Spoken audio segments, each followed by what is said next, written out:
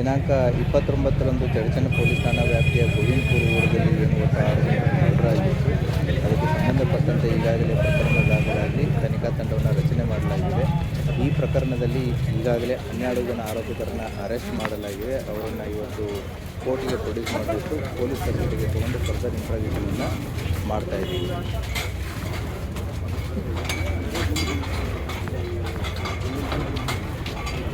ಅವರಲ್ಲಿ Kallanagowda Patil ಅನ್ನೋರ್ದು BBVL licence reference ಆ licence ಇದೆ ಅಂತ ಮಾಹಿತಿ ಕೊಡ್ತಾ ಇದೆ. ಮತ್ತು 6 ಜನರ ಹೆಸರಲ್ಲಿ ಒಂದು ಹಿನ್ನಡೆ BBVL ಬಂದೂಕು ಅಂತ ಸಿಗುವಂಥದ್ದು ಕೂಡ ಕಂಡು ಬಂದಿದೆ. ಅದನ್ನು ಕೂಡ ತನಿಖೆಯನ್ನು ನಾವು ಮಾಡ್ತಾ ಇದ್ದೀವಿ. Thank you. ಇದಕ್ಕೆ ಸಂಬಂಧಪಟ್ಟಂತೆ ಇನ್ನೂ ತನಿಖೆ ಮುಂದುವರಿದಲ್ಲಿ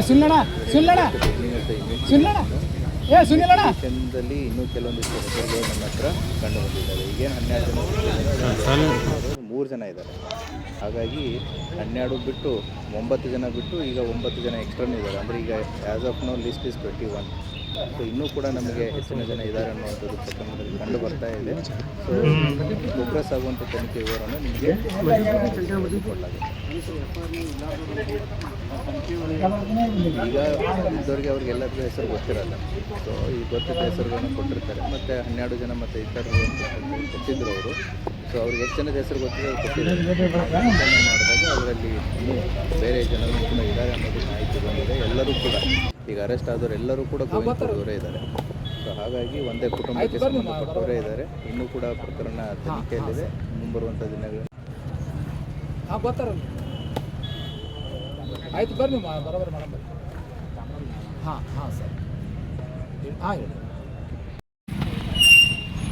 ನಮಸ್ತೆ ಅಮ್ಮ.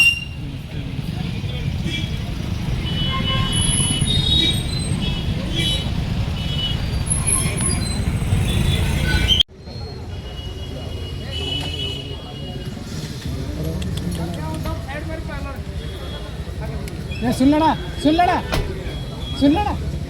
ಸುನಿಲಣ್ಣ